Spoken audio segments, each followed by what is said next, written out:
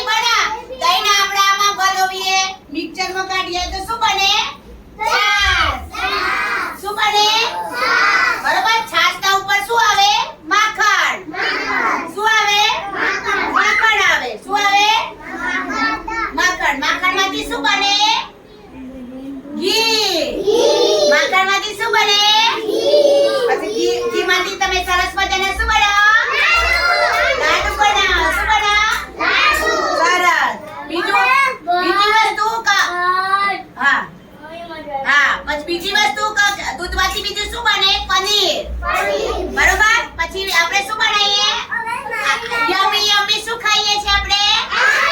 Very good. શું ખાઈએ? તો બીજું શું બને? આઈસ્ક્રીમ. શું બને? આઈસ્ક્રીમ. તો જો આ ચોપડીમાં આપણે ગાય શું આપે? દૂધ આપે. બરોબર.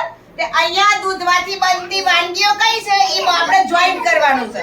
તો આ દૂધમાંથી શું બને? દહીં, પછી માખણ, ઘી અને આઈસ્ક્રીમ.